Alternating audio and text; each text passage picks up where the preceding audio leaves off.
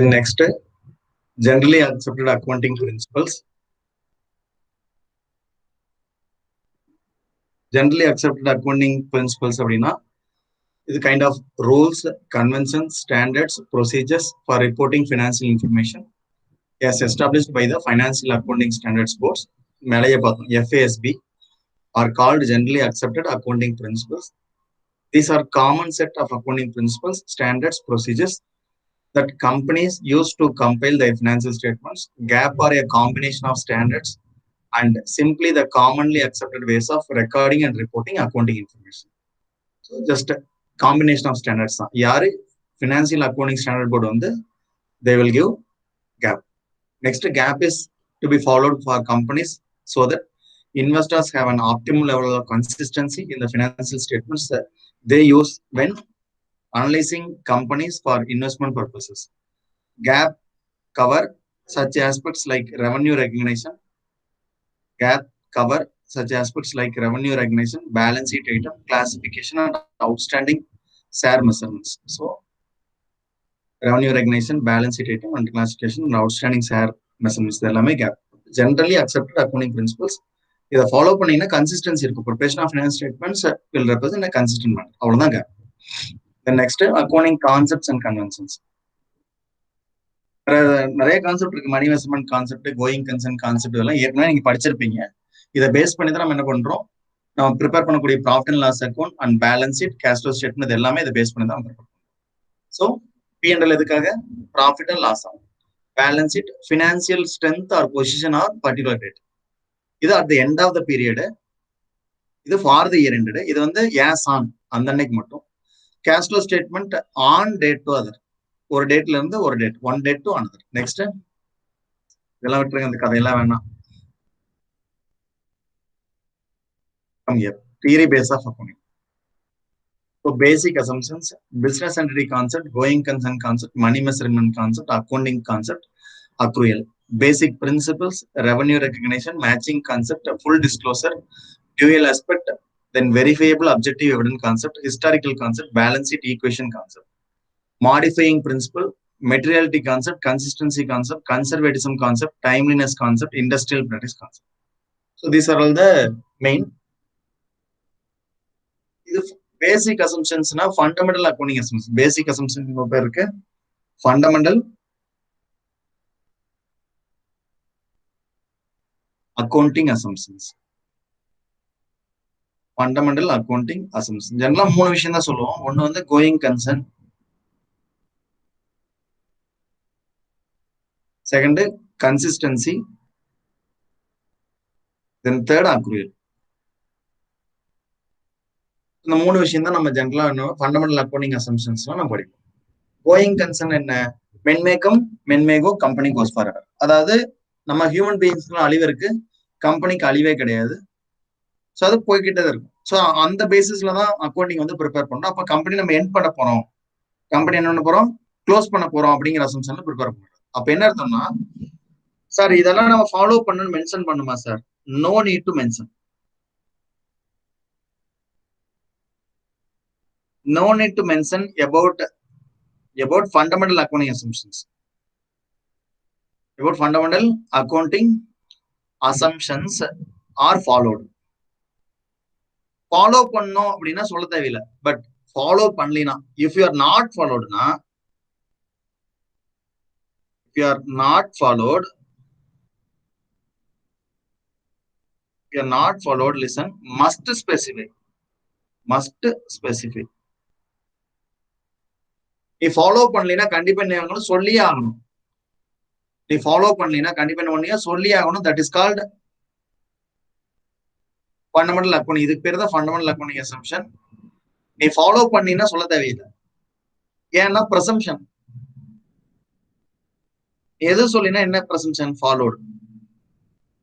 எது சொல்லினா என்ன பிரசம்ஷன்? Followed. But ஏதாவது சொல்லினா, லிசன், இது எது சார் நான் கோயிங் கன்சர்ன் ஃபாலோ பண்ணலாம், அப்ப என்ன அர்த்தம்? கம்பெனி க்ளோஸ் பண்ண போறேன்னு அர்த்தம். கோயிங் கன்சர்ன் ஃபாலோ பண்ணலனா கம்பெனியை நான் இனிமேல் க்ளோஸ் பண்ண போறேன்னு அர்த்தம். அப்ப நீ கண்டிப்பா சொல்லணும், கம்பெனி நான் வைண்ட் அப் பண்ண போறேன். கன்சிஸ்டன்சி அப்படின்னா என்னது? Accounting adoption of accounting policy. Adoption of accounting policy. என்ன adoption of accounting policy sir? Depreciation follow பண்றேன் சார். டெப்ரிசியேஷன் ஃபாலோ பண்ணும்போது எஸ்எல்எம்னா தொடர்ந்து எஸ்எல்எம்ஏ ஃபாலோ பண்ணும், எல்லா வருஷத்துக்கும் எஸ்எல்எம். ஸோ இதுக்கு பேர் கன்சிஸ்டன்சி. அப்ப நான் கன்சிஸ்டன்சி ஃபாலோ பண்ணல அப்படின்னா சொல்லணும். அப்ப என்ன சொன்னா டெப்ரிசியேஷன் அக்கௌண்டிங் பாலிசி மாத்திரம் எஸ்எல்எம் பதிலா நீ டபிள்யூடி போடுறேன் அப்படின்னு என்ன, you have to disclose that why you are changing the method of depreciation, why the purpose began changing the method of depreciation, and you need to explain அதனால உன் finance ஸ்டேட்மெண்ட்டை எப்படி பெட்டரா ப்ரெசென்ட் பண்ண போற. எஸ்எல்எம்ல இருந்து டபிள்யூடி போட போறேன்னா அப்ப இன்னும் பெட்டரா ப்ரெசென்ட் பண்ணக்கூடிய சூழ்நிலை இருக்கா அப்படிங்கறத நீ சொல்லணும். அது கன்சிஸ்டன்சி. எஸ்எல்எம்ஏ ஃபாலோ பண்ணிட்டு சொல்ல தேவையில்லை, பட் மாத்திர அப்படின்னா you have to mention. Then accrual. Accrual என்னதான்? Mercantile system.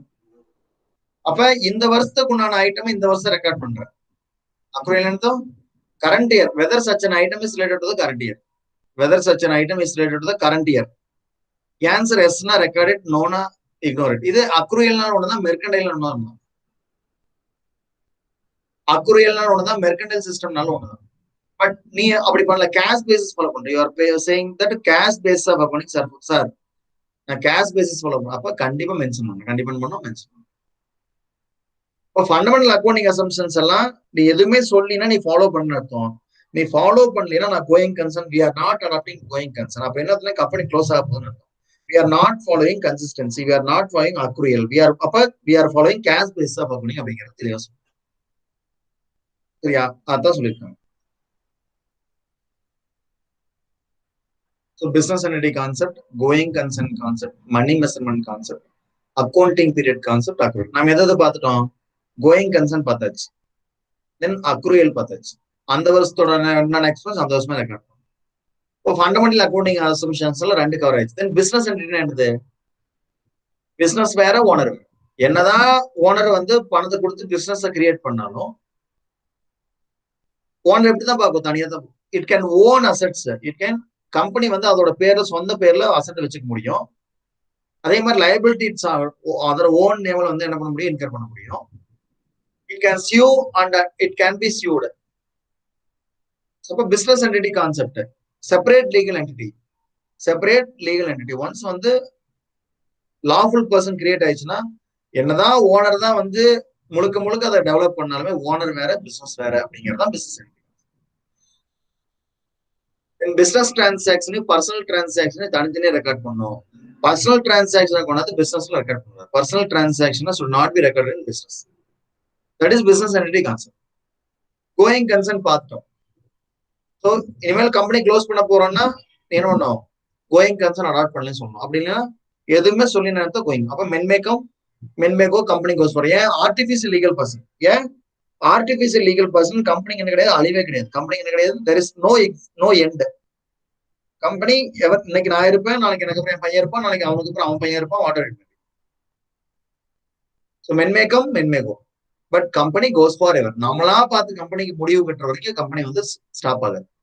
Then money measurement concept, each and every transaction which is measurable in terms of money மட்டும் தான் அக்கௌண்டிங்லேயே ரெக்கார்ட் பண்ணுவோம். மணில ரெக்கார்ட் பண்ண முடியாத விஷயத்த நம்ம என்ன பண்ண மாட்டோம்? ரெக்கார்ட் பண்ண மாட்டோம். அக்கௌண்டிங்ல வராது மணி மெஷர்மெண்ட். அப்ப டிரான்சாக்ஷன் கண்டிப்பா இருக்கணும், மணி டேர்ம்ஸ் உள்ள இருக்கணும். அப்படி இருந்தா மட்டும்தான் நம்ம பிசினஸ்ல ரெக்கார்ட் பண்ணுவோம். அப்படின்னா பிசினஸ்ல ரெக்கார்ட் பண்ண மாட்டோம். அது money measurement concept.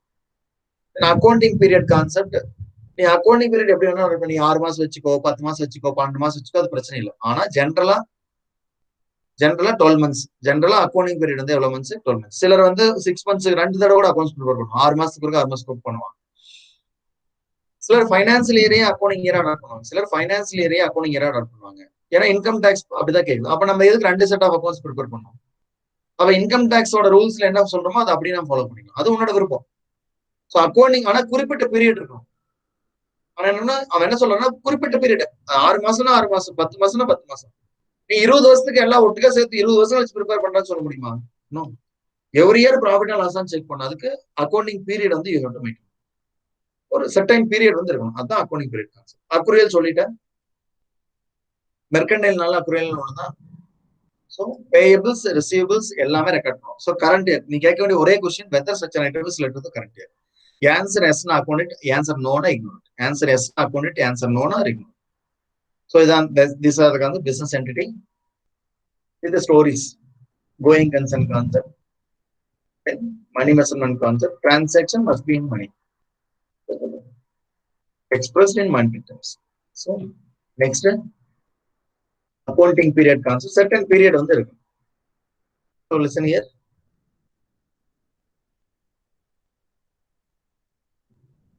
Period usually 1 year, which can be a calendar year. First January 31st December. அப்படி இல்லைன்னா ஃபர்ஸ்ட் ஏப்ரல் ஃபினான்சியல் இயரா கூட இருக்கலாம். ஸோ நீ உனக்கு தகுந்த மாதிரி நீ அதுக்காக 1 இயரே இருக்கணும்லாம் அவசியம் இல்லை. ஜென்ரலா அவன் என்ன சொல்றான், யூஸ்வலி 1 இயர் தான், மஸ்ட் 1 இயர்லாம் சொல்லு. ஸோ டெஃபினட் பீரியடா இருக்கணும். இன்டெஃபினட் பீரியடெல்லாம் நம்ம சொல்ல முடியாது. ஈவன் பிசினஸ் என்டிட்டிக்கு வந்து அழிவே கிடையாது தான். கோயிங் கன்சர்ன் கான்செப்ட் அதான் சொல்லுது. அதுக்காக கோயிங் கன்சர்ன் என்னைக்கு பிசினஸ் க்ளோஸ் பண்றோம்னா அது வரைக்கும் 80 வருஷம் கழிச்சு, இல்ல டாடா கம்பெனி எல்லாம் வந்து 1905 ஆரம்பிச்சது, கிட்டத்தட்ட 120 வருஷம் 130 வருஷமா போயிட்டு இருக்கு. இன்னைக்கு வரைக்கும் அக்கௌண்ட்ஸை ப்ரிப்பேர் பண்ணாம ஓட்ட முடியுமா? சேதலி. ஸோ கண்டிப்பா சர்டன் பீரியட் வந்து இருக்கணும். அக்ரூவல் கான்செப்ட் கரண்ட் இயர் தான் ரெக்கார்ட் பண்ண. Receivables, payables, whatever it may be, everything should be record. So இதோட ஆப்போசிட் கேஷ் பேசிஸ். இதோட ஆப்போசிட் வந்து cash basis of accounting. So it records cash transaction as well as credit transaction. That is payables, receivables எல்லாமே record. That is accrual concept. Mercantile கான்செப்ட்னாலும் ஒன்று தான், அக்ரூவல்னாலும் ஒன்று. The word mercantile, you can use the word mercantile also. நீ போடக்கூடிய அத்தனை அக்கௌண்ட்ஸுமே accrual concept தான். நீ இது வரைக்கும் போட்ட ஃபைனல் அக்கௌண்ட்ஸா இருக்கட்டும், எந்த அக்கௌண்ட்ஸா இருக்கட்டும், எல்லாமே என்ன கான்செப்ட்? Accrual concept. அதனாலதான் salary add outstanding, less prepaid எதனால யூஸ் பண்றோம்? அக்ரூவல் கான்செப்ட்னாலதான் salary add outstanding less prepaid போடுறோம். அப்படி அக்ரூவல் கான்செப்ட் நீ ஃபாலோ பண்ணீங்கன்னா only cash received and salaries மட்டும் தான் ரெக்கார்ட் பண்ணணும். அவுட்ஸ்டாண்டிங் ப்ரீபெய்ட்லாம் அட்ஜஸ்ட் பண்ணக்கூடாது. ஸோ இது அக்ரூவல் கான்செப்ட். அப்ப நீ போடக்கூடிய அத்தனை அக்கௌண்ட்ஸ்மே என்னது? அக்ரூவல். அவனா எல்லாம் சம்மந்து சொல்லியிருப்பான். It should be maintain cash basis சொன்னா மட்டும் தான் கேஷ் பேஸ் ஆகும். தென் ரெவன்யூ ரியலைசேஷன் கான்செப்ட் அப்படின்னா எவ்வளவு பணம் ரிசீவ் பண்றியோ அதை வந்து ரெக்கார்ட் பண்ண அப்படின்னு சொல்லுவோம். ஸோ இது கன்சர்வேட்டிசம் கூட சொல்லுவோம். என்ன சொல்லணும்? we can use the word conservatism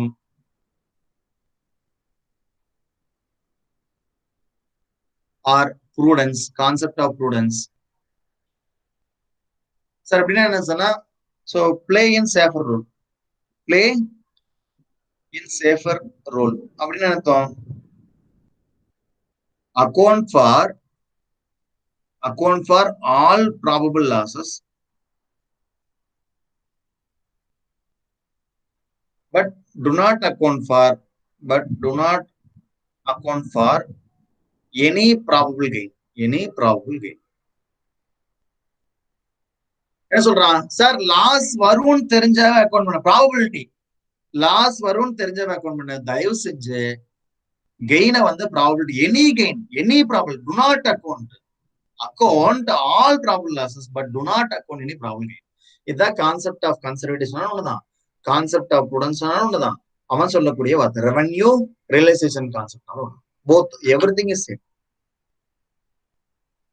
so அப்ப கெயின்னா ரியலைஸ் பண்ணதுக்கு அப்புறம் தான் ரெக்கார்ட் பண்ணும். அது வரைக்கும் ரெக்கார்டே பண்ணலாம். அதனாலதான் ரீவேல்யூஸ் நம்ம என்ன பண்றது இல்ல, எதுக்குமே எடுத்துக்க மாட்டோம். ரீவேல்யூஸ் தொடவே மாட்டோம். ஏன்? அது அன்ரியலைஸ்டு கெயின். ரீவேல்யூஸ் அன்ரியலைஸ்டு கெயின், அதை தொடவே கூடாது. எதுக்குமே அசட்டை சேல்ஸ் பண்ணி க்ளோஸ் பண்ற வரைக்கும் ரீவேல்யூஷன் கையை வைக்க கூடாது. எதுக்குமே யூஸ் பண்ண மாட்டோம் ரீவேல்யூஷன். ஒன்லி அசட்டோட வேல்யூ ரைஸ் பண்றதுக்கு, அசட்டோட வேல்யூ குறைக்கிறதுக்கு மட்டும் தான் ரீவேல்யூஷன் எடுத்துக்க முடியும். வேற எதுக்குமே ரீவேல்யூஷன் தொட மாட்டோம். ஃபர்ஸ்ட் அது conservatism concept. So talks about whether or not revenue should be recognized. The concept realization whether revenue should be recognized. It says amount should be recognized only to the tune of which is certainly realizable. Realise பண்ண முடியும்னா மட்டும் தான் நீ record பண்ணணும். அது வரைக்கும் record பண்ணணும்.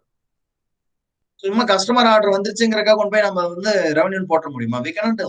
அவன் பணத்தை பே பண்ற வரைக்கும் we cannot record. So revenue realization concept, matching concept, அதாவது அந்த வருஷத்தோட இன்கம் எவ்வளோ, அந்த வருஷத்தோட எக்ஸ்பென்ஸ் எவ்வளோன்னு மேட்ச் பண்ணி ப்ராஃபிட் அண்ட் லாஸ் கண்டுபிடிக்கிறதுக்கு யூஸ் பண்றது மேட்சிங். லிசன், மேட்சிங் கான்செப்ட்ல ஈச் எக்ஸ்பெண்டிச்சரும் ஈச் ரெவன்யூவோட மேட்ச் பண்ண முடியாது.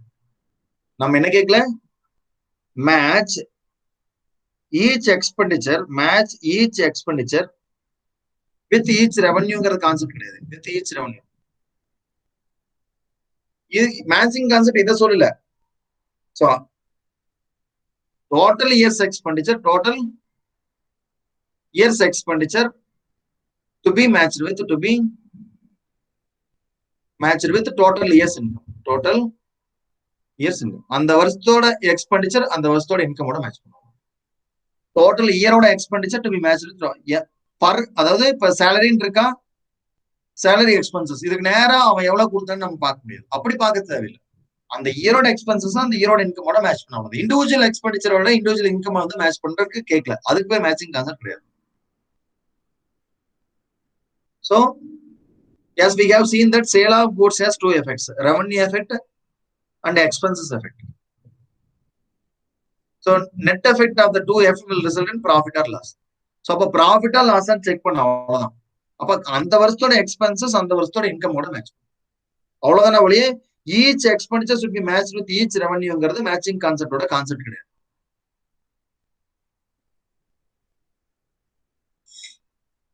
Next, full disclosure concept. So disclose everything. முக்கியமான information, significant information, very important information kindly disclose. ஏன் அப்பதான் என்ன தெரியும், users of the finance statement தெரியும். அப்பதான் என்ன பண்ண முடியும், யூசர்ஸ் ஆஃப் ஃபினான்ஸ் ஸ்டேட்மெண்ட்ஸ்க்கு என்ன நடக்குதுன்னு தெரியும். So yes, but all significant information must be disclosed. Accounting data should be properly clarified, summarized, aggregated and explained for the purpose of presenting the finance statement, which are useful for the users இதுக்கு decision making. தயவு செஞ்சு ஒரு information it affects the decision making of the user. When an information affects the decision making of the user, kindly disclose it. So அப்பதான் என்ன கிடைக்கும், true and fair view கிடைக்கும். என்ன கிடைக்கும், ட்ரூ அண்ட் ஃபேர் வியூ தான் state of affairs of the firm வந்து கிடைக்கும். சரிங்களா? தென் this principle is going to be popular day by day as Companies Act 1956 major provisions disclosure of essential information about accounting data and as such concealment of material information. So இதுக்கெல்லாம் பெனால்ட்டியே இருக்கு. Material இன்ஃபர்மேஷனை வந்து சொல்ல வேண்டிய சொல்லாம அப்படின்னா அதுக்கு உண்டான பெனால்ட்டி என்ன அப்படின்னு நிறைய இருக்கு. So full disclosure. அப்ப முக்கியமான information which affect decision making of user na disclosure. Dual aspect concept, there must be debit na there must be credit. Dual aspect concept என்ன, ஒரு டெபிட் இருந்தா கண்டிப்பா இருக்கும், ஒரு கிரெடிட் இருக்கும். That is called dual aspect concept. So assets equal to liabilities plus capital. Liabilityங்கிறது O, assetsங்கிறது ones. அப்ப assets minus liabilities equal to capital கூட கண்டுபிடிக்கலாம். So yes sir, dual aspect concept. Whereas claims of various profits on own business called obligations. The obligations could be towards us to owners capital as well as outsiders. Parties other than owners. Other than owner na yaru, outsiders. அப்ப owners equity na capital, owners equity na என்னது capital, outsiders na other liabilities. Then in other words, நிறைய சொல்லிருக்காங்க, leave those things எல்லாம் capital assets.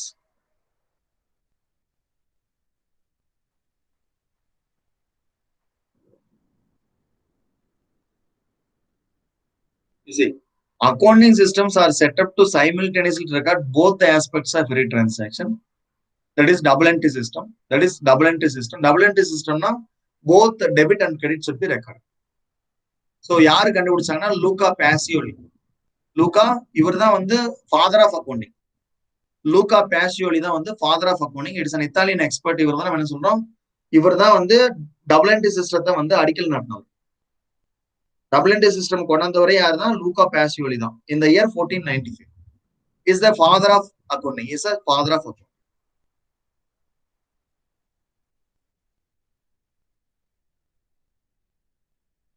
Again, there is a dual aspect concept.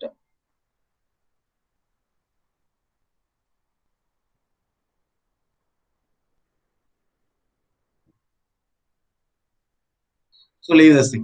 Dual aspect na debit credit ரெண்டுமே record பண்ணோம். Double entry system, scientific system of accounting. Luca Pacioli is the father of accounting. 1495 அவர் தான் introduce பண்ணார். Just write that. And verifiable object evidence concept. So ஒரு விஷயம் வந்து நீங்க அக்கௌண்ட்ஸ்ல record பண்றீங்கன்னா அது கண்டிப்பா என்ன இருக்கணும், எவிடன்ஸ் இருக்கும். ஒரு விஷயம் அக்கௌண்ட்ஸ்ல ரெக்கார்ட் பண்ணீங்கன்னா அது கண்டிப்பா என்ன இருக்கணும், எவிடன்ஸ். அப்ப இன்வாய்ஸ் இருக்கும், இல்ல வேற ஏதாவது டாக்குமெண்ட். வேற ஏதாவது டாக்குமெண்ட் வந்து இருக்கணும். So using this principle, accounting data must be verified. Verify பண்ணணும். In other words, documentary evidence of transaction must be made which are capable of verification by an independent respect. அப்ப documents வந்து maintain. In the absence of verification, data will be available with neither realizable nor dependable. There should be biased data. அப்ப நீ அப்ப verify பண்ண முடியலன்னா கொடுக்கக்கூடிய information வந்து என்னது பயாஸ்ட் அப்படின்னா அதுல மிஸ்டேக் இருக்கு. ஸோ இது வெரிஃபையபிள் ஆப்ஜெக்ட் எவிடன்ஸ் கான்செப்ட். அப்ப ஒவ்வொன்றுக்கும் டாக்குமெண்ட்ஸ் வந்து ப்ராப்பரா வச்சுட்டு ஏன்னா வெரிஃபிகேஷனுக்காக. அப்படி வெரிஃபை பண்ணும்போது டாக்குமெண்ட் இல்லைன்னா அது வந்து போகஸ் மாதிரி ஆயிடும், பயாஸ்டு டேட்டா. தென் ட்ரஸ்ட் ஒர்த்தினஸ் எல்லாம் இம்ப்ரூவ் பண்ண எல்லாம் பூரா கதை. இவன் அக்கௌண்ட்ஸுக்கு வேணுங்கிறதே கொடுக்காம பூரா வெட்டி கதையை கொடுத்துருக்கான். டியூயல் ஆஸ்பெக்ட் கான்செப்ட்ல மெயினா டபுள் என்ட்ரி சிஸ்டம் தான். டெபிட் கிரெடிட்ங்கிற வார்த்தையே இல்லை டியூயல் ஆஸ்பெக்ட் கான்செப்ட்ல. தென் ஹிஸ்டாரிக்கல் காஸ்ட் கான்செப்ட் நான் ஏற்கனவே சொன்னேன்ல, என்னைக்கு அசெட் வாங்கினியோ அதே ரேட்ல ரெக்கார்ட் பண்ணிட்டு வந்தீங்கன்னா அதுக்கு பேர் ஹிஸ்டாரிக்கல் காஸ்ட் கான்செப்ட். ஸோ 10 வருஷத்துக்கு முன்னாடி வாங்கியிருப்பேன், இன்னைக்கு வரைக்கும் அதே அமௌண்ட்ல ரெக்கார்ட் பண்ணிட்டு அதுக்கு பேர் historical cost concept. So business transactions are always recorded at the actual cost at which they are actually undertaken. The basic advantage is that avoids arbitrary value being attached to the, அதாவது திடீர்னு increase ஆகும் திடீர்னு குறையும். அதனால வாங்கின விலைக்கே record பண்ணிட்டு இருந்தோம்னா நம்மளுக்கு வந்து தேவையில்லாத கெயினை வந்து டிஸ்க்ளோஸ் பண்ணாதுன்னு சொல்லுவோம். When an asset is bought, it is recorded at actual cost, and the same is used on the basis of all subsequent accounting purposes. Charges, depreciation on the use of asset, எல்லாமே அந்த actual cost base பண்ணி தான் வரும். So the limitation of this concept is balance sheet does not show the market value. Yeah, நம்ம purchase பண்ண value காமிச்சிட்டு இருப்போம், அதனால மார்க்கெட் வேல்யூ காமிக்காதுன்னு சொல்லுவோம். பரவாயில்ல, அதனால ஒன்றும் தப்பே கிடையாது. ஸோ அப்ப ஹிஸ்டாரிக்கல் காஸ்ட் கான்செப்ட் அப்படிங்கிறது என்ன பிரைஸ் வாங்கணுமோ 10 வருஷத்துக்கு முன்னாடி என்ன பிரைஸ் அதே பிரைஸ்ல பேலன்ஸ் ஷீட்ல காட்டிட்டு வந்தோம்னா அதுக்கு பேரு ஹிஸ்டாரிக்கல் காஸ்ட். தென் பேலன்ஸ் ஷீட் ஈக்குவேஷன் உங்களுக்கே தெரியும், capital plus liabilities equal to asset. Capital plus liabilities equal to assets. So which has been received by must equal to the given by us. Needless to say, the receipts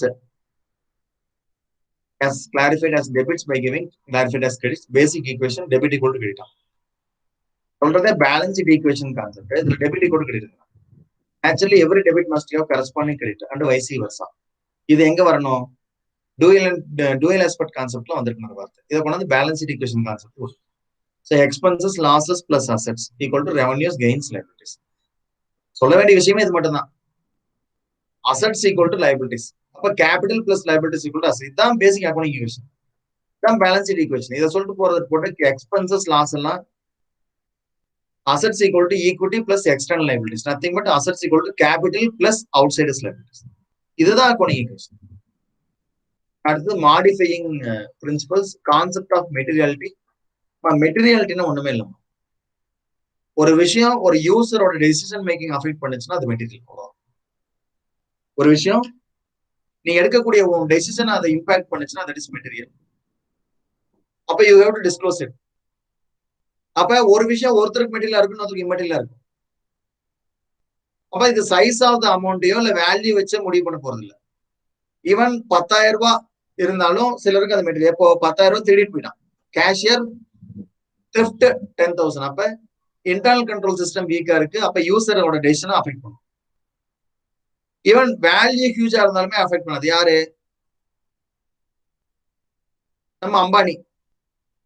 Surya academy பொறுத்த வரைக்கும் 10 லட்சம் பெரிய விஷயம், அம்பானி பொறுத்த வரைக்கும் 10 கோடியே சின்ன விஷயம் தான். 10 கோடியே அவனுக்கு ஒரு 10,000 இருக்கும். சோ அப்ப இது சைஸை பொறுத்து முடிவு பண்றது இல்ல, இது பிசினஸ் பொறுத்து முடிவு பண்றது. ஒருத்தனுக்கு சைஸ் வந்து பெரிய விஷயமா இருக்கும், ஒருத்தனுக்கு சைஸ் சின்ன விஷயமா இருக்கும். மெயினா மெட்டீரியல் என்னன்னா it affects the decision making of the யூசர்னா இட் இஸ் மெட்டீரியல். அவ்வளவுதான். அது அமௌண்ட் வேல்யூ பெருசா வேல்யூ சின்னதாங்கிறதெல்லாம் விட்டுருது. அது based upon the person மாறிக்கிட்டே இருக்கு, based upon the nature of company மாறிட்டே இருக்கு. நம்ம பார்க்க வேண்டிய விஷயம் என்னன்னா whether it affects the decision making of the user. எஸ்னா அது மெட்டீரியல், நோனா immaterial. This is more of convention than a concept. It proposes that accounting for various transactions, only those which have material effect on the profitability or financial status of the business should have a special consideration for reporting. So the other affect profitability, financial status affect. This does not mean that accountants should exclude some transactions from the recording. அதுக்கான விட்டுட்டு எது கூடாது. What this convention claims that attach the importance to material details and insignificant details should be ignored. தேவையில்லாதெல்லாம் உள்ள record பண்ணணும். அப்ப யூசரோட decision affect பண்ணாத எழுதணும். Listen, while deciding certain accounting treatment, the concept of materiality is subjective and an accountant will have to decide material merit of each case. அப்போ ஒவ்வொரு account base பண்ண வரைக்கும் அது மெட்டீரியல் இம்மெட்டீரியல் அந்த அக்கௌண்ட் பேஸ் பண்ண தான் முடியுமா? Generally, the effect of said material is the effect is said to be material if the knowledge of an event would influence it. தான் வார்த்தை.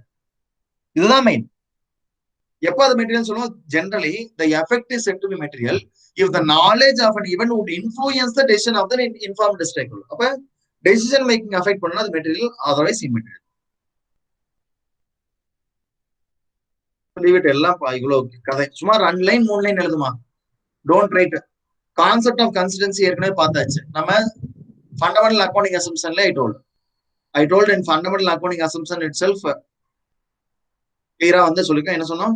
ஒரு தடவை எஸ்எல்எம் ஃபாலோ பண்ணினா தொடர்ந்து எஸ்எல்எம் ஃபாலோ பண்ணி, இல்ல மாத்திரையே டபிள்யூடி மாத்திரையா தாராளம் மாத்து, தொடர்ந்து டபிள்யூஏ போ. சும்மா ஒரு வருஷம் எஸ்எல்எம், அடுத்த வருஷம் டபிள்யூஏ, அதுக்கப்புறம் சிங்கிங் ஃபண்ட், அதுக்கப்புறம் டெப்ளீஷன் மெத்தட், அதுக்கப்புறம் மெஷின் அவர் மெத்தட், அதுக்கப்புறம் ப்ரொடக்ஷன் யூனிட்ஸ் மெத்தட். அப்படிலாம் இருக்கக்கூடாது. கன்சிஸ்டன்சி ஒரே மாதிரி அக்கௌண்டிங் ட்ரீட்மெண்ட் எப்படி இருக்கணும்? ஒரே மாதிரி அக்கௌண்டிங் பாலிசிஸ் ஃபாலோ பண்ணும்போது please follow consistent manner. That is consistency concept. That is consistency concept.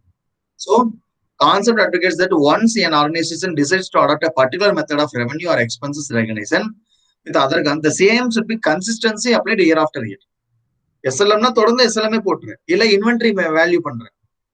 AS2 என்ன சொல்லுது? அந்த மாதிரி ஃபாலோ பண்ணு sir. FIFO method okay, FIFO மெத்தடே போட்டுலாம். ஒரு வருஷம் FIFO, அதுக்கு அடுத்த வருஷம் LIFO, அதுக்கப்புறம் வெயிட்டட் ஆவரேஜ். இதுக்கு பேர் கன்சிஸ்டன்சியா? கன்சிஸ்டன்சினா ஒரே மாதிரி இருக்கணும். அப்ப கன்சிஸ்டன்சி. Next prudence. ப்ரூடன்ஸ்னாலும் கன்சர்வேட்டிசம்னாலும் எல்லாம் ஒண்ணுதான். என்னது? Account for all probable losses, do not account for any probable gains. அவ்வளவுதான் ப்ரூடன்ஸ். அப்ப ரியலைஸ் பண்ணாத கெயின் அக்கௌண்ட் பண்ணாத. இதே லாஸா இருந்ததுன்னா ஈவன் லாஸ் ப்ராபபிள் லாஸ்னால என்ன பண்ணிடு ரெக்கார்ட் பண்ணிடு. That is a concept of prudence. That is a concept of prudence. So, இதெல்லாம் unnecessary. Just write. Concept of prudence எழுதும்போது just write 2 words. Listen here. Just write. Concept of prudence கேட்டோம்னா just write this. Account for all probable losses. Account for all probable losses. But do not account for any probable gain. Any probable gain. அவ்வளவுதான். Just record this. இதை மட்டும் என்ன போதும்? Concept of prudence அப்படியே எடுத்து தெளிவா எடுத்துட்டு இத்தனை கதையெல்லாம் தேவையே இல்லை. என்ன சொல்றான்? கெயின்னா அக்கௌண்ட் பண்ண வேணாம், ரியலைஸ் பண்ற வரைக்கும் அக்கௌண்ட் பண்ண. இப்ப கன்சர்வேட்டிசம் சொல்லிட்டானா, கன்சர்வேட்டிசம் பிரின்சிபல் கமெண்ட் பிளே அங்கேயே சொன்னோம். கன்சர்வேட்டிசம்னாலும் ப்ரூடன்ஸ்னாலும் எல்லாம் ஒண்ணு. ஸோ அதனாலதான் அக்கௌண்டிங் ஸ்டாண்டர்ட் AS2 போட போது கூட என்ன சொல்றோம்? இன்வென்டரி வேல்யூஷன் என்ன சொல்றான்? Cost or NRV, cost or NRV whichever is lower. ஏன்? Concept of prudence. Cost 50,000, NRV 1 லட்சம், இன்னைக்கு போய் வித்தா 1 லட்சத்துக்கு போகும். நீ whichever is lower ஏன் அக்கௌண்ட் பண்ணாத? ப்ராபபிள் கெயின் அக்கௌண்ட் பண்ணாத. To not account any probable gains. இதே என்ஆர்வி லெசன், நீ வாங்கினது 50,000, என்ஆர்வி 30,000, வாங்கின காசு கூட குறைஞ்சு போச்சு. Account for probable losses. அதனால whichever is lower. அப்ப 20,000 லாஸ் அக்கௌண்ட் பண்ற. 20,000 லாஸ் அக்கௌண்ட். இதுதான் கான்செப்ட். கான்செப்ட் ஆஃப் ப்ரூடன்ஸ்னா ஒண்ணுதான். கான்செப்ட் ஆஃப் கன்சர்வேட்டிசம்னா ஒண்ணு. Concept of prudence. Then timeliness concept. So proper டைம்ல ரெக்கார்ட் பண்ணுங்க. அந்த வருஷம் நடந்தது அந்த வருஷம் ரெக்கார்ட் பண்ணி, 10 வருஷம் கழிச்சு 5 வருஷம் கழிச்சு ரெக்கார்ட் பண்ணி அதுக்கு மீனிங்னஸே இல்லாம. Every transaction must be record in proper time. Normally when transaction is made, the same must be recorded in the proper books of accounts. Transaction should be recorded in date wise. So அன்னைக்கு நடக்குது அன்னைக்கு. Delay in recording such transaction may lead to manipulation, misplacement, misappropriation, நிறைய விஷயங்கள் நடக்கிறது வாய்ப்பு. அப்ப next industrial practice. ஒவ்வொரு industry வந்து ஒவ்வொரு டைப் ஆஃப் பிராக்டிஸ் பண்ணுவாங்க. ஏன்னா நேச்சர் ஆஃப் இண்டஸ்ட்ரி நம்மளது ஒரு மாதிரி இண்டஸ்ட்ரி, தென் ப்ரொடக்ஷன் கம்பெனி ஒரு மாதிரி, ஒரு ஆடிட் ஃபார்ம் ஒரு மாதிரி இண்டஸ்ட்ரி, ஹாஸ்பிட்டல்ஸ் ஒரு மாதிரி இண்டஸ்ட்ரீஸ், டிரான்ஸ்போர்ட் செக்டர் ஒரு மாதிரி இண்டஸ்ட்ரீஸ். ஸோ அவங்கவுங்களுக்கு தகுந்த மாதிரி இருக்கும். அப்ப நேச்சர் ஆஃப் இண்டஸ்ட்ரீஸும் எதை அஃபெக்ட் பண்ணும்?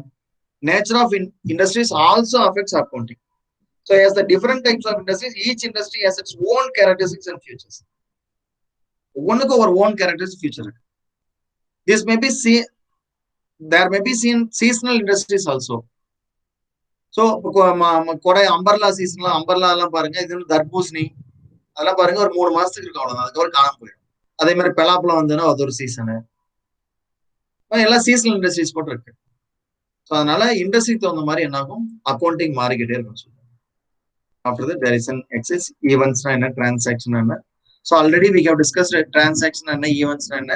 ஸோ அதை வந்து அக்கௌண்ட்ஸ் ரெகனைஸ் பண்ண கண்டிப்பா மானிட்டரி டேர்ம்ஸ்ல இருக்கு, கண்டிப்பா மானிட்டரி டேர்ம்ஸ்ல இருக்கணும்.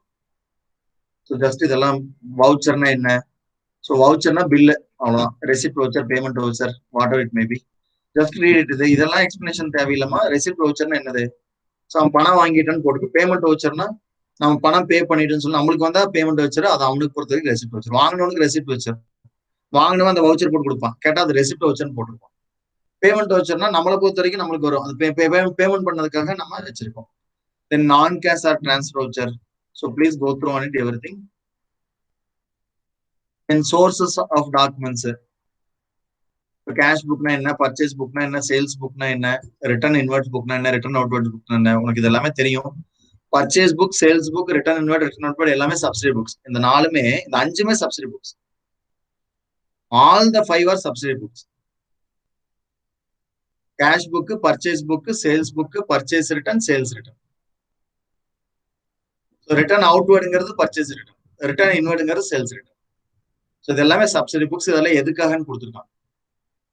கேஷ் புக்ல cash memo, cash receipt, issues, inward of receives. Please go through it. Then அக்கௌண்ட்னா என்ன, டெபிட்னா என்ன, கிரெடிட்னா உனக்கே தெரியும். இப்படி இருந்தா அக்கௌண்ட் டி ஃபார்ம்ல இருந்தா அக்கௌண்ட், டேட்டு, பர்டிகுலர்ஸ், ஒரு அமௌண்ட் காலம், டேட்டு, பர்டிகுலர்ஸ், இதுக்கு பேர் அக்கௌண்ட். இதுக்கு பேர் என்ன சொல்றோம், account.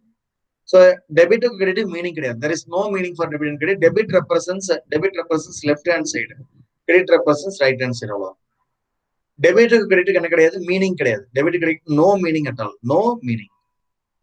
Just representing left hand side, credit representing right hand side, that's it. Debit credit என்ன கிடையாது, மீனிங்கே கிடையாது. திஸ் இஸ் டி ஃபார்ம்ல இருந்தா அதுக்கு பேர் அக்கௌண்ட். இதுக்கு பேர் என்னது, அக்கௌண்டிங். அதனாலதான் லெஜர் அக்கௌண்ட்லாம் யூஸ் பண்ணும்போது டி ஃபார்ம்ல போடுவோம். தென் டெபிட் கிரெடிட் என்ன கிடையாது, மீனிங் கிடையாது. Just go through on it. To see account, debit credit, debit side, credit side. And again they given cash account, whatever it may be. Then types of accounts, listen. So this is very important. So traditional concept. So இதுல accounts பிரிக்கிறோம். Traditional accounts ரெண்டா பிரிக்கிறோம், personal, impersonal.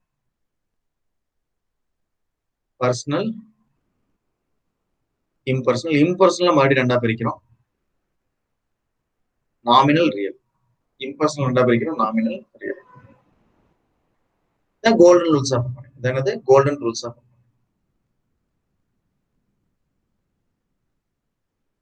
Golden rules of accounting என்னது, personal account, real account,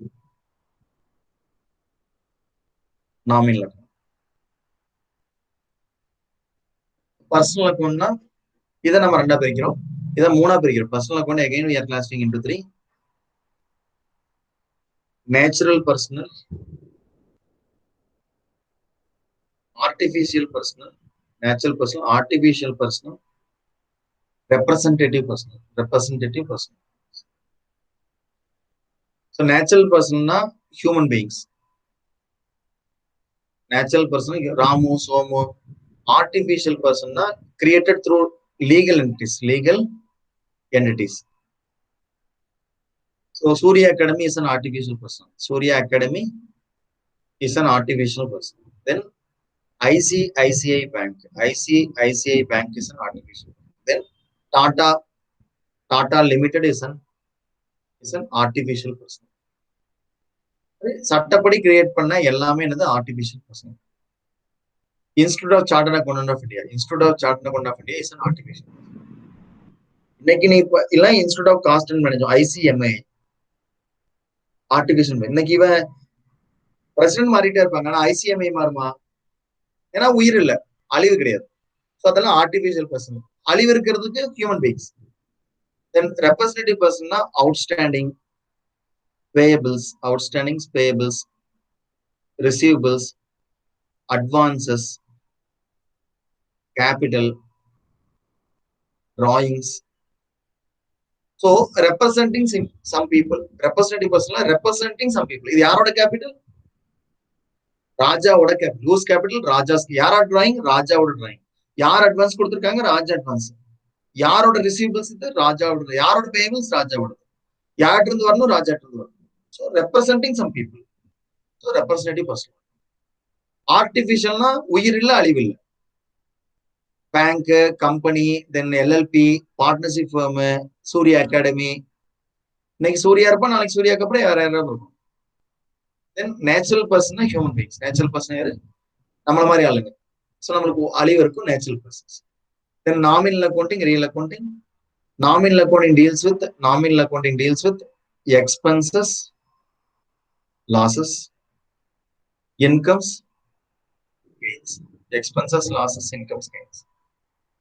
Real accounting only assets. எல்லாத்துக்குமே ரெண்டு rule இருக்கு. எல்லாத்துக்கும் எனக்கு ரெண்டு பர்சனலுக்கு ரெண்டு ரூல். ஸோ பர்சனல் அக்கௌண்டிங்க்கு first personal accounting debit the receiver,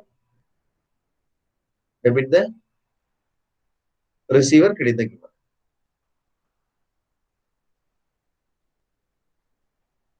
யாரு வாங்குறாங்களோ அவங்க டெபிட் பண்ண, யாரு கொடுக்குறாங்களோ அவங்க credit. then personal real accounting. Debit what comes in,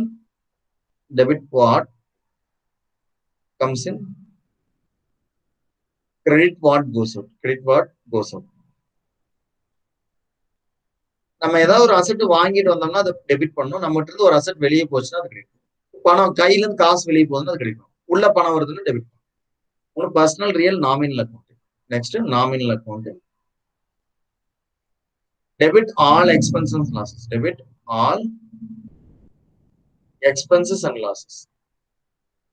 next credit all incomes and gains. debit all expense and losses, credit all incomes and gains. அப்ப செலவுகளையும் நஷ்டங்களையும் பற்றுவை, லாபங்களையும் வரவுகளையும் வரவுவை. இது டெபிட் த ரிசீவர். பெறுபவரை பற்றுவை, கொடுப்பவரை வரவுவை. டெபிட்னா பற்று, கிரெடிட்னா வரவு. யாரு வாங்குறாங்களோ அவங்கள பற்றுவீங்க, யாரு கொடுக்குறாங்களோ அவங்க வரவீங்க. தென் டெபிட் வாட் கம்ஸ் இன், உள்வருவனை பற்றுவை, வெளி செல்வனவற்றை வரவு. நம்ம கடைக்கு போறோம், ஒரு பர்னிச்சர் வாங்குறோம் அப்படின்னா, ஒரு ஃப்ரிட்ஜ் வாங்குறோம்னா ஃப்ரிட்ஜ் நமக்கு வருது. அப்ப ஃப்ரிட்ஜ் இஸ் அன் அசெட். உள்வருவனவற்றை பற்றுவை, வெளி செல்வனவற்றை. அப்ப நம்ம கையில இருந்து வெளியே கேஷ் போகுது, என்ன உள்ள வருது? ஃப்ரிட்ஜ் வருது. இப்போ ஃப்ரிட்ஜ் அக்கௌண்ட் கேஷ் இருக்கும். Then nominal account debit all expenses, செலவுகளையும் நஷ்டங்களையும் பற்றுவை, வரவுகளையும் லாபங்களையும் வரவு. இது கோல்டன் ரூல்ஸ். இதெல்லாம் கோல்டன் ரூல்ஸ். எதான் சொல்றோம். Natural person, artificial person, representative person, real accounting, tangible, intangible, only assets, then nominal accounts. Then again they discuss personal, then real, then nominal accounts. Then accounting process.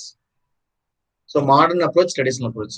Listen, we will only follow traditional approach. We only follow traditional. எது sir traditional approach? இதுதான் traditional approach. இதானது traditional approach. What is modern approach? Accounting equation approach is called modern approach. என்னது?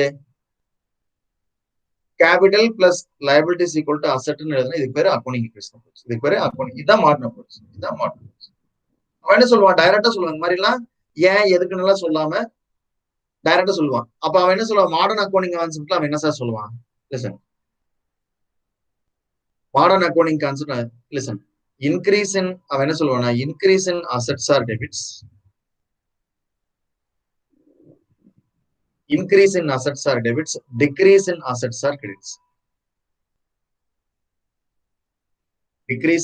credits. இத சொல்லுவோம். அப்ப அதே மாதிரி increase in liabilities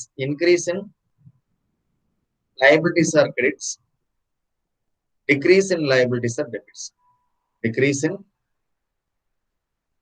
liabilities are debits.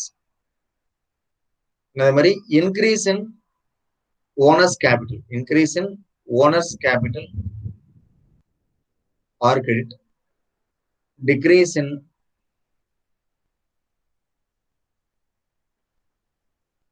in owner's capital or debit. அதே மாதிரி increase in expenses, increase in expense or debit, then decrease in expense or credit, decrease in expense or credit. Then increase in income, increase in incomes or credit, decrease in incomes, decrease in incomes or இதான் வந்து modern accounting concept. இதானது modern accounting. இது எதை base பண்ணிருக்குன்னா accounting equation base பண்ணிருக்கு. That is accounting basic accounting ஈக்குவேஷன்ங்கிறது capital plus liabilities equal to assets. இது எப்படி வேணா மாத்தி எழுதலாம். அப்ப capital equal to assets minus liabilities, liabilities equal to assets minus capital, எப்படி வேணா மாத்தி. அப்ப இது என்ன பிரிச்சு எழுதலாம்? அப்ப லைபிலிட்டிய current liability plus non-current liabilities equal to current assets plus non-current assets. current asset என்ன பிரிக்கலாம்? எவ்வளவோ current asset இருக்கு இல்லையா? சோ நீ எப்படி வேணா பிரிச்சலாம். சோ அது உன்னோட சம்ம பொறுத்து அது என்ன இருக்கும், மாறிக்கிட்டே இருக்கும். சம்ம பொறுத்து it will change. சோ அதான் கீழே கொடுத்திருக்க American approach or modern approach கொடுத்திருக்கான். சொல்லிருக்கான increase in assets are debit, decrease in assets are credit, decrease in liabilities are debit. So capital, income, expense are கொடுத்திருக்கான். இதெல்லாம் கொடுத்திருக்கான். இது அக்கௌண்டிங் ஈக்குவேஷன் மாடர்ன் அப்ரோச்ல போட சொல்றான். Started business with capital. அப்ப என்ன, இது கேபிட்டல் இன்க்ரீஸ் ஆகுது. அப்ப increase in capital credit. Bought goods for cash, ஒரு அசெட் உள்ள வருது, ஒரு அசெட் வெளியே போகுது. Increase in assets are debit, decrease in. அப்ப கேஷ் குறையுது, கேஷ் கிரெடிட். கூட்ஸ் இன்க்ரீஸ் ஆகுது, goods debit. Sale of goods for cash increase ஆகுது, cash debit, goods credit. So அந்த மாதிரி so you have to write debit credit எழுதும். Started business with capital increase ஆகுது, cash குறையுது. அப்ப cash credit கொடுத்து capital credit கொடுக்கும். Because started business with capital என்ன ஆகுது, இன்க்ரீஸ் ஆகுது. Then paid salary, expenses, increase in expense or debit, then decrease in assets or credit. So like that you have to write. Increase in cash, business குள்ள பண்ணாது, business point of வியூல பாக்குறோம். cash உள்ள வருது, then capital. So asset என்னது, stock increase ஆகுது, cash வெளியே போகுது, cash உள்ள வருது, stock குறையுது. expenses நடக்குது, என்ன ஆகுது, அதாவது increase in expense or debit, then காசு வெளியே போகுது. So like that you have to write debit or credit. அவ்வளவுதான். இது அக்கௌண்டிங் equation. In British approach or double entry system, இதுதான் வந்து நம்ம ஃபாலோ பண்றது. Entire accounts we will not follow. American approach நம்ம ஃபாலோ பண்ண மாட்டோம். இதுல கன்ஃபியூஷன் நிறைய வரும். ஆனா இதுல எந்த இடத்துலயும் confusion, personal real nominal adopt பண்ணினா you will not get confused. So அதுக்கு ஜேர்னல் என்ட்ரி போட்டுருக்காங்க. இதுக்கு ஜேர்னல் என்ட்ரி போட்டுருக்காங்க. இந்த டிரான்சாக்ஷனுக்கு they made journal entry. Accounting equation அப்ரோச்லயும் போட்டிருக்கான். தட் இஸ் பிரிட்டிஷ் அப்ரோச்ல, அமெரிக்கன் அப்ரோச்லயும் போட்டிருக்கான். Then double entry system traditional அப்ரோச்லயும் போட்டிருக்கான். அதே சம் தான் ட்ரெடிஷனல் அப்ரோச். சேனல் என்ட்ரி போட்டிருக்கான். அடுத்தது accounting equation, assets equal to, இது எப்படி வேணா மாத்தி எழுதி, எப்படி வேணா you can change at any manner. இதை வந்து அக்கௌண்டிங் ஈக்குவேஷன்ல ஃபில் பண்ண சொல்றோம். இதை வந்து அக்கௌண்டிங் ஈக்குவேஷன்ல they want to fill it. So assets, liabilities plus capital. Listen here, invested capital. பிசினஸ்க்குள்ள கேஷ் வருது, கேபிட்டலும் இன்க்ரீஸ் ஆகுது. இது லைபிலிட்டிஸ் கிடையாது, capital. Invested capital. Purchased goods என்ன குறையுது, அசெட்ல இருந்து 2000 ரூபாய் குறைஞ்சு போச்சு. பர்ச்சேஸ்டு கேபிட்டல் அசெட்ஸ்ல இருந்து என்ன ஆயிடுச்சு, 2000 ரூபாய் குறைஞ்சு போச்சு. Purchased goods on credit, cash கிடையாது, கிரெடிட். கிரெடிட்ங்கும் போது ஸ்டாக் உள்ள வருது, ஸ்டாக் உள்ள வந்துச்சு. அப்ப அதே சமயம் லைபிலிட்டி இன்க்ரீஸ் ஆகுது. தென் பாட் பிளான் ஃபார் கேஷ், ஒரு அசெட் இன்க்ரீஸ் ஆகுது, ஒரு அசெட் குறையுது. அப்ப 8000 ரூபாய் ஏத்தி 8000 வேற எங்கேயும் அஃபெக்ட் பண்ண வேணாம், 8000 ரூபாய் ஏத்தி 8000. தென் பர்ச்சேஸ்டு கூட்ஸ் ஃபார் கேஷ், ஒரு அசெட் இன்க்ரீஸ், ஒரு அசெட் குறையுது. sold goods அதையும் ஒரு asset increase ஒரு asset குறையுது. So like that you have to record. So இது accounting equation approach model. Then accrual base of accounting cash எல்லாமே மேலேயே பார்த்தாச்சு. அந்தந்த வருஷத்தோடனா உடனே ரெக்கார்ட் பண்ணும். கேஷ் பேசிஸ்னா பணம் வந்துன்னா ரெக்கார்ட் பண்ண பணம் பார்ப்ப. ரெண்டு question you have to ask 2 questions.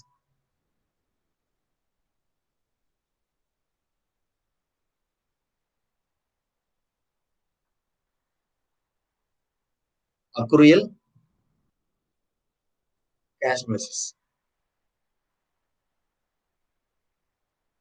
Accrual or mercantile. Accrual or mercantile. So listen. Accrual or mercantile என்ன கேட்கணும்னா whether such an item related to the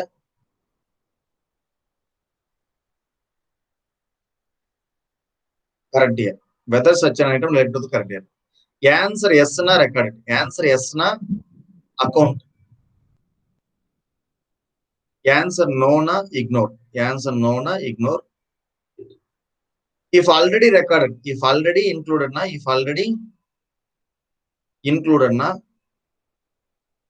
deduct it. If already included, deduct it. So cash basis na, நீ கேட்கணும் whether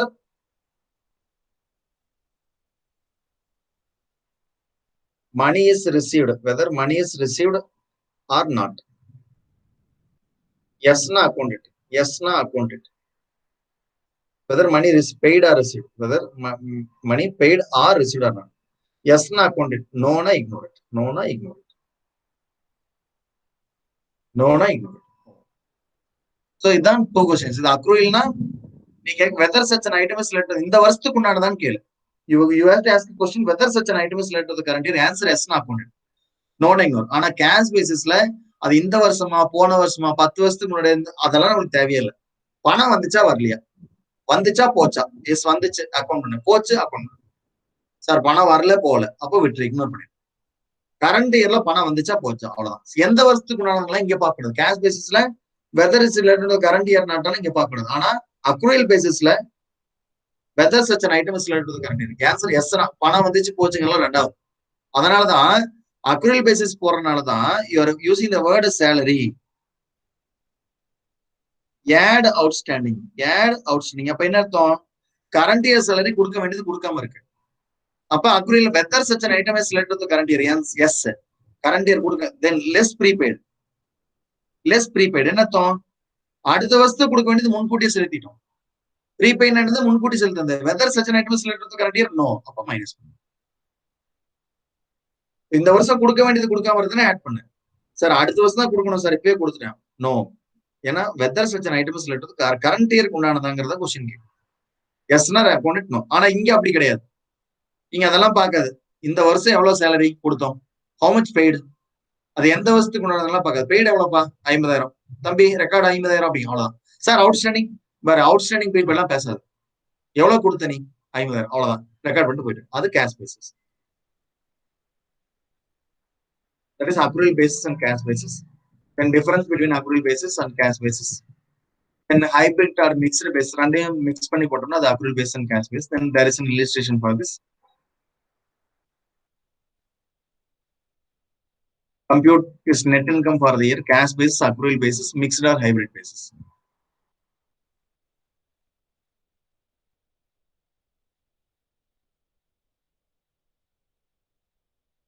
Now listen.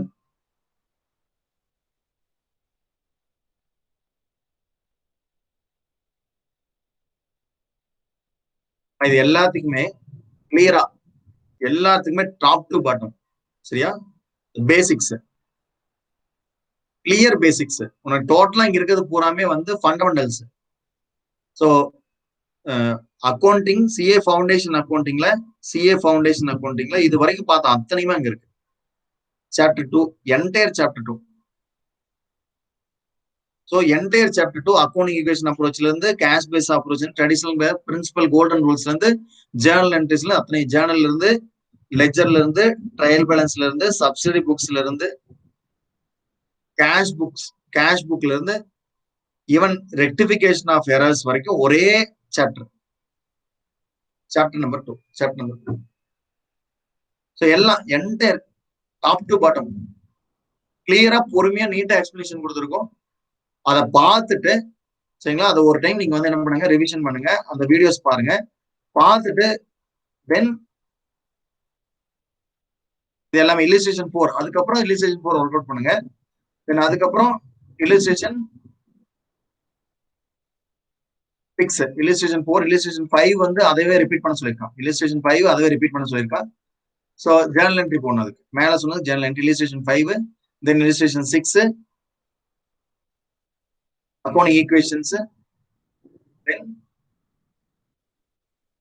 Illustration 7ங்கிறது cash base. நான் சொல்லியிருக்கேன்ல, cash பேசிஸ்னா பணம் வந்துச்சா போச்சா அவ்வளவுதான்.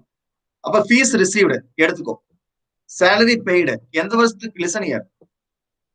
Junior lawyer provides the following particulars for the year ended 31st December 2012.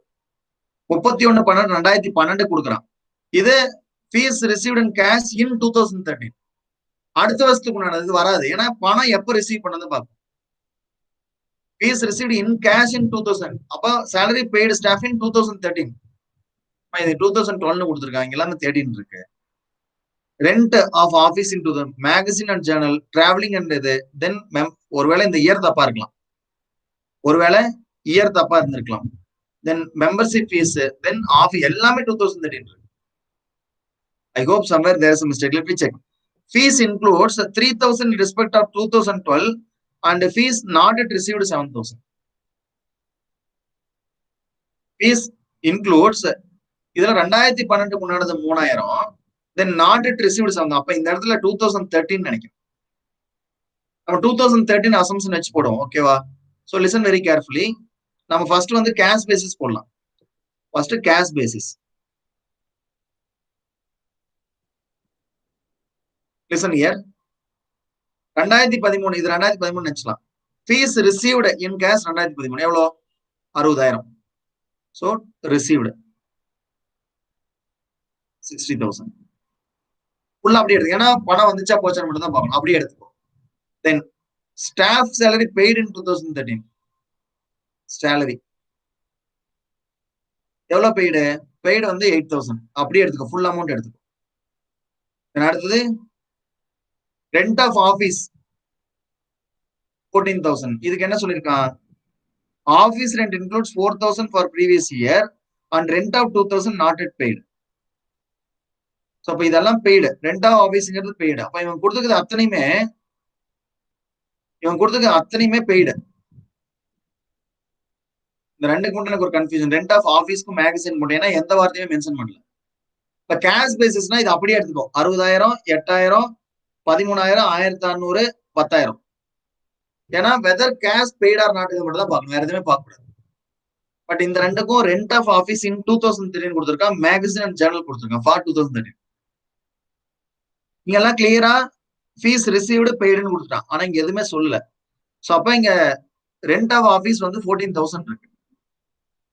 Listen, rent of office எவ்வளவு இருக்கு? 14,000. அந்த 14,000ல office rent include 4,000 for the previous year and rent 2,000 not yet பெய்டுங்கிறான். அப்ப இதுவும் வந்து பேமெண்ட் பண்ணதான், 14,000ங்கிறது பெய்டு தான். அப்ப கேஷ் பேசிஸ் ஆஃப் அக்கவுண்டிங் போடும்போது அத்தனையும் அப்படியே எடுத்துக்கும். இது அத்தனை இந்த அட்ஜஸ்ட்மெண்ட்ஸ் எதுவும் பண்ணிடாது, இந்த அட்ஜஸ்ட்மெண்ட்ஸ் எதுவுமே பண்ணிடாது. Don't do any adjustments cash பேசிஸ்ல. Let me check. Fees received அப்படியே எடுத்துட்டானா 60,000, ஏதாவது ₹1 குறைச்சிருக்கானா? குறைக்கல. தென் சேலரி பெய்ட் அப்படியே எடுத்துட்டானா? சேலரி பெய்ட் 8,000 எடுத்துட்டானா? தென் ஆபீஸ் ரெண்ட் ₹1, இங்க இருக்கிற அமௌண்ட்ல ₹1 கூட குறைஞ்சிருக்காது. 14,000, 1,000, 3,000, 1,600, 10,000. இது கேஷ் பேசிஸ். ஏன்னா லிசன், இதெல்லாம் paid received. Listen, accrual basis. Now we are moving into accrual basis. Listen carefully.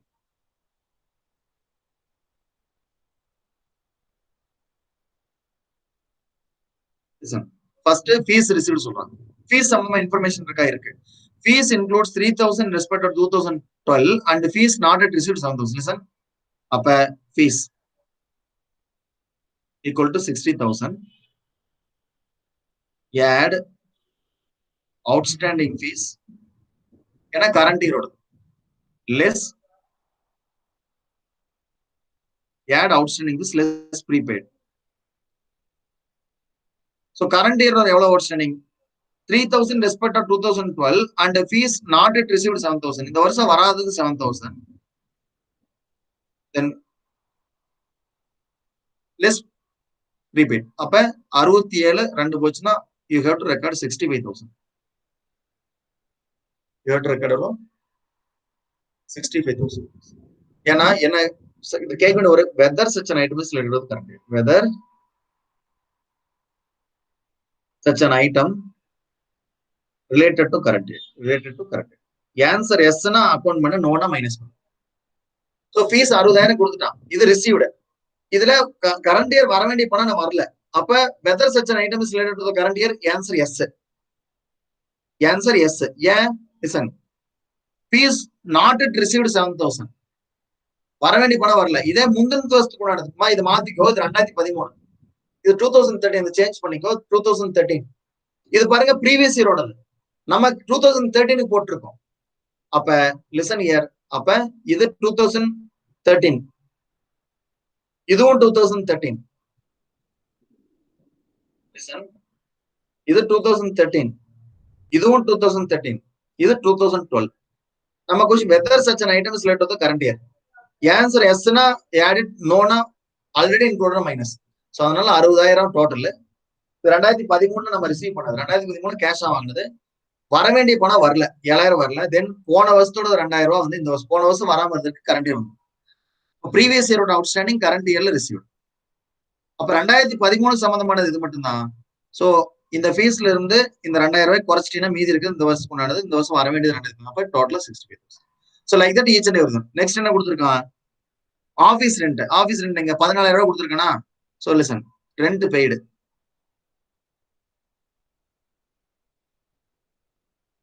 add current year the outstanding. Current year the outstanding rent equal to எவ்வளோ 2,000 not yet paid. 2,000 less previous less rent related to previous year. Rent previous year எவ்வளோ previous year rent 4,000 for the previous year. அப்ப 14 16. So you have to take 12,000 to accounts. You have to take 12,000. Next வேற என்ன கொடுத்துருக்கான் membership fees is paid for 2 years. எங்க membership fees 2 வருஷத்துக்கு கொடுத்துருக்கான். அப்ப current இயருக்கு மட்டும் தான் மெம்பர்ஷிப் ஃபீஸ். அப்ப நெக்ஸ்ட் மெம்பர்ஷிப் ஃபீஸ்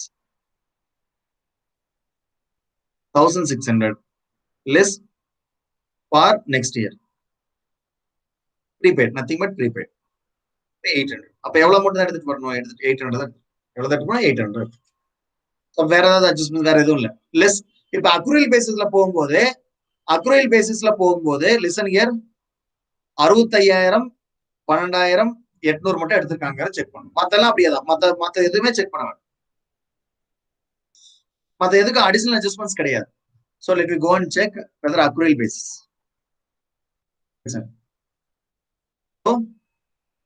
எவ்வளவு கொடுத்திருக்கான் 67 65,000 வருது. இவனுக்கு எங்க இருந்து வந்துச்சு இந்த 3,000 ஃபீஸ் ஃபார் 2011 ரிசீவ்ட் இன் 2012. இங்க பாருங்க 31 டிசம்பர் போட்டிருக்காங்க. உங்க புக்ல இருக்கிற மிஸ்டேக் இங்க 31 December 2013. Fees received add accrued fees 2012.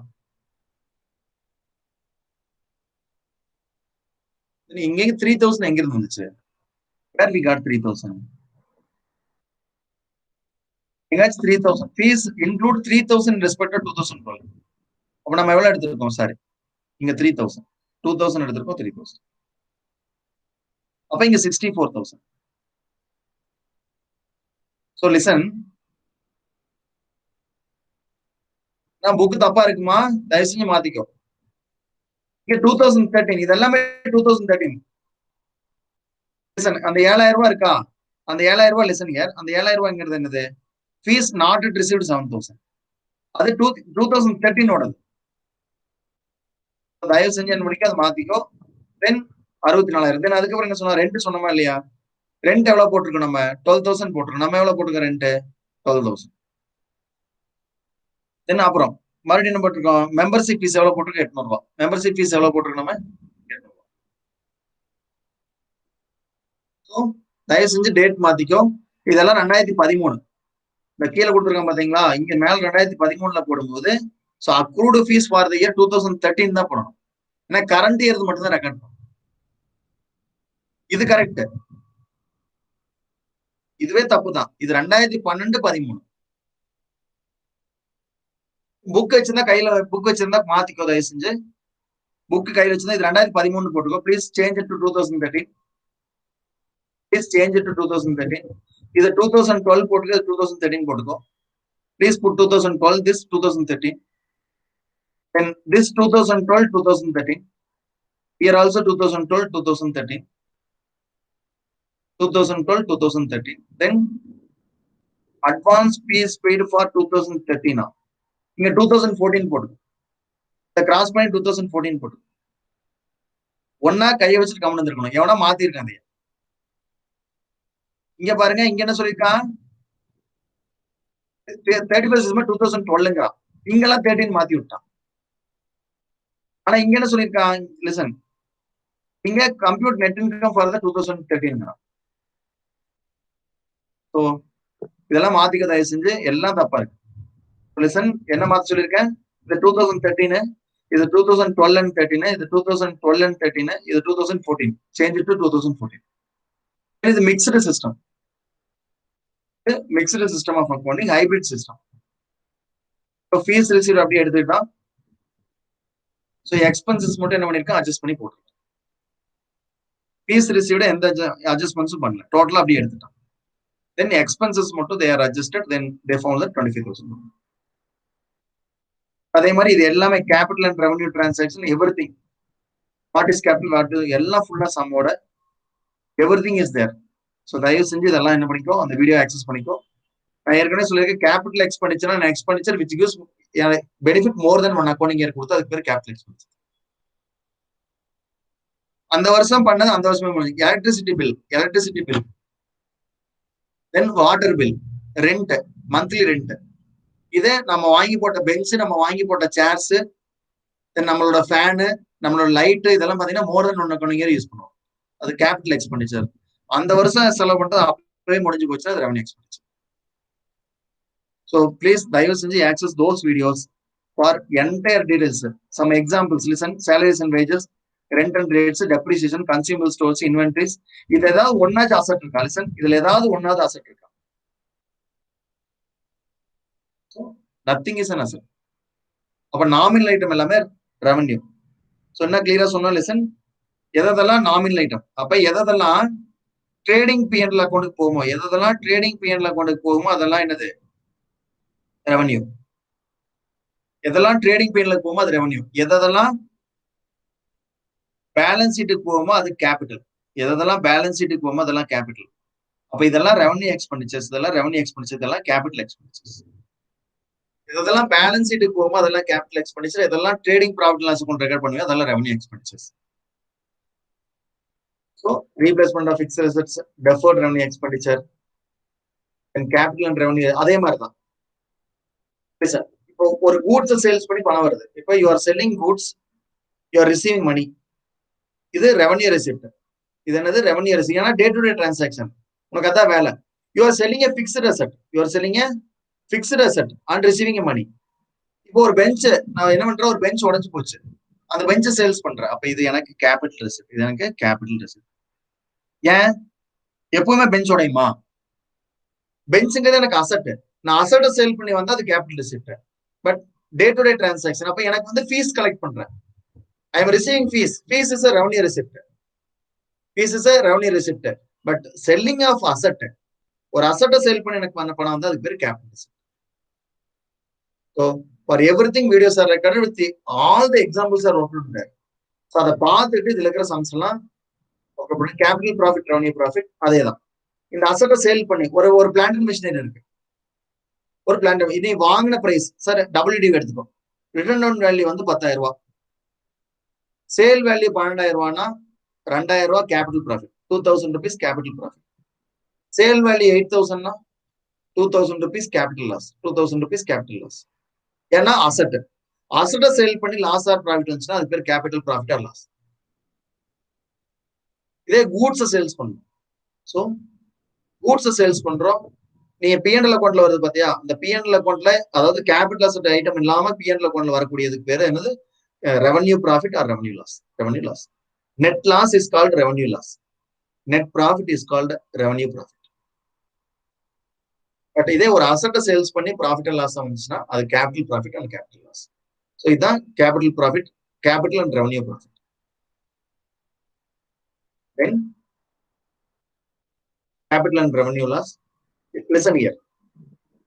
Carriage of 7,500 spent on machinery purchase. Listen, machinery purchased.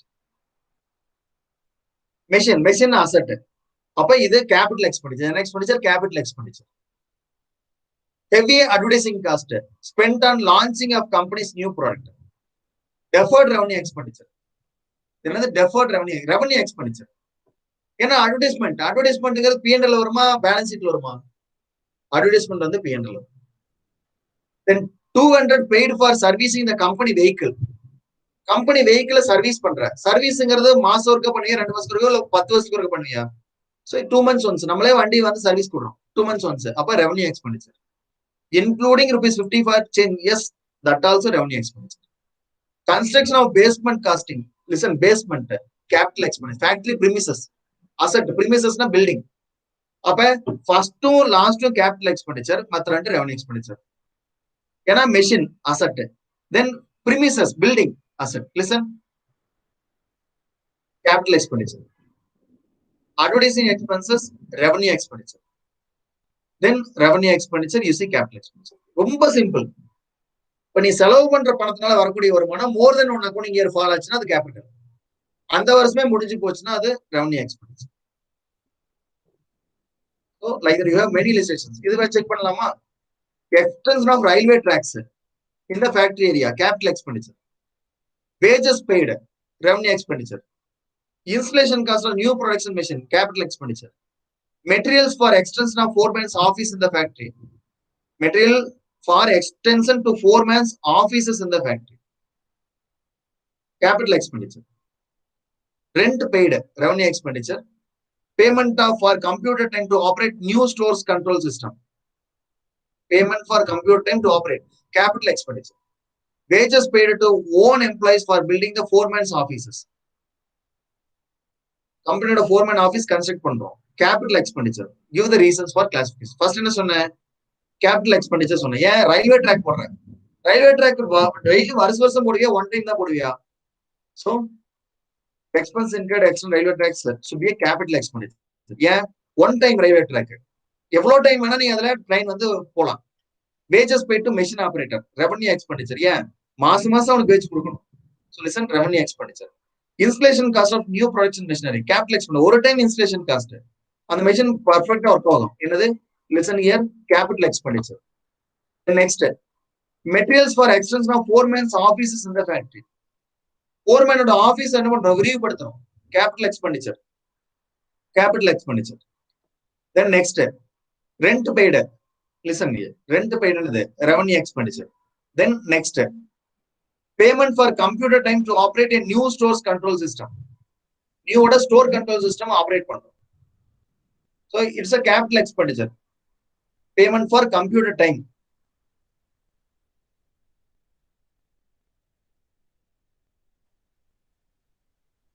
So இது என்ன சொல்றாங்கன்னா ரெவன்யூ. ஏன்னா டே டு டே பிசினஸ்ல பண்ணுவோம்னு சொல்றாங்க. நீ அசம்ஷன் எழுதிக்கோ, நோட் எழுதிக்கோ. இட்ஸ் ஒன் டைம் எக்ஸ்பெண்டிச்சர் எழுதிக்கோ. நீ நோட் எழுதினா உனக்கு ஏன்னா அசம்ஷன் எல்லாமே accounting entire based on assumptions. இதை மட்டும் நோட் எழுதிக்கோ. Then wages paid to own employees for building foreman offices. ஃபோர்மேனுக்கு பில்டிங் கட்டுறோம். So capital expenditure. Own employer இருந்தாலும் வெளியிருந்து வந்தா என்ன?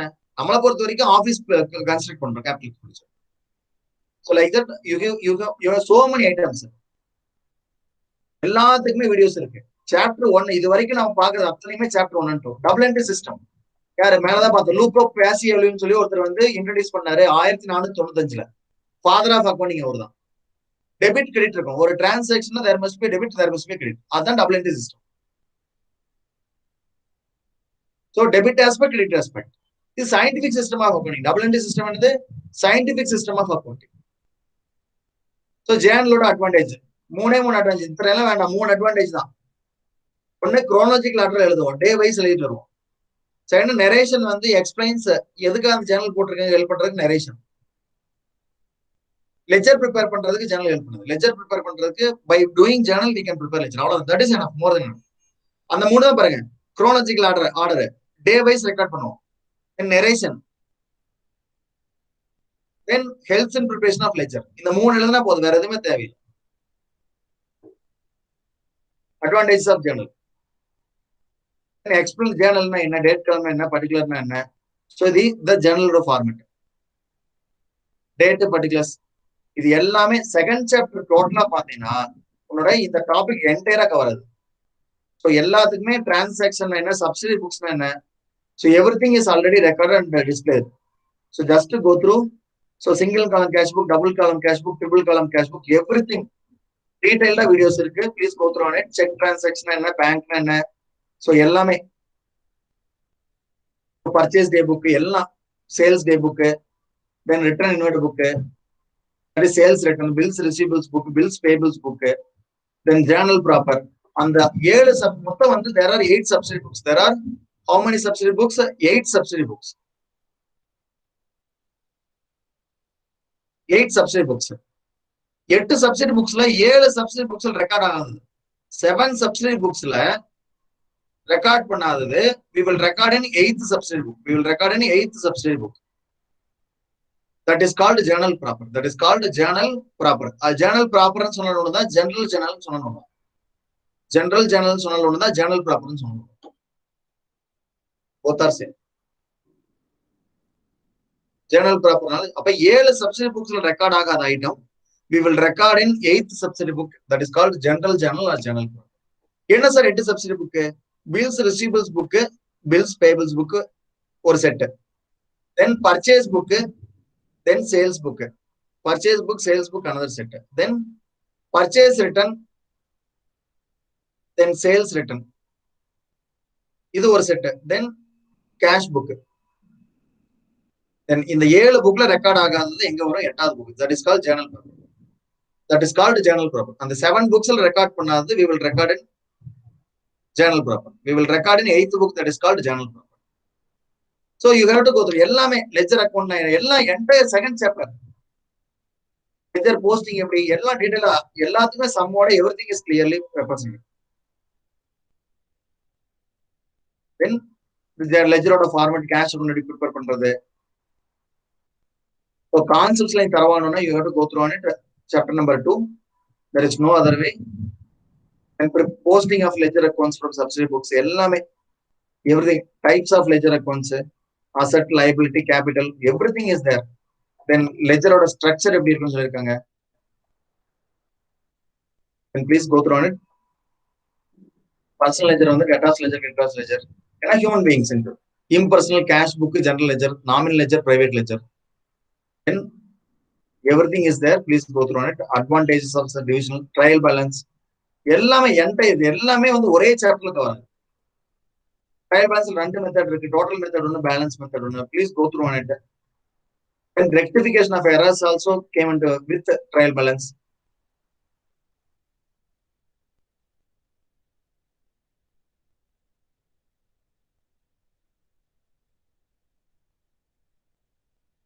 Each and every item should be accrued income and expenses and everything recorded there. So kindly go through those journal entries. So on the second chapter 1 capital expenditure, revenue expenditure video, chapter 2 complete பாத்துருங்க. chapter 2 complete பாத்துருங்க. entire basics. இது வரைக்கும் ஃபுல்லா chapter 2 chapter 1 ஒரு video, chapter 1 ஒரே video, capital expenditure, revenue expenditure. chapter 2 complete top to bottom. Accounting பேசிக்ஸ்ல இருந்து லூக்கா பாசியோலில இருந்து ஸ்டார்ட் ஆகும். ஸ்டார்ட் ஆகி ஜேர்னல் போய், லெஜர் போய், ட்ரையல் பேலன்ஸ் போய், அதுக்கப்புறம் சப்சிடி புக்ஸ் வந்து cash book, single column cash book, double column cash book, 3 column cash book, petty cash book, அதுக்கப்புறம் rectification of errors. So entire to be record. அதெல்லாம் பார்த்துட்டு உங்க சம்மம் வந்து concept becomes clear. So we will close the class with this now. So உனக்கு நான் ஏற்கனவே homework கொடுத்தாச்சு. Please go through on it. I will give the access. CA Foundation ஓட chapter 2. நீ அக்கௌண்ட்ஸ்ல ஃபர்ஸ்ட் நீ லிசன் ஹியர். நீ அக்கௌண்ட்ஸ்ல தரவாகணும்னா நீ பண்ண வேண்டிய ஒரே வேலை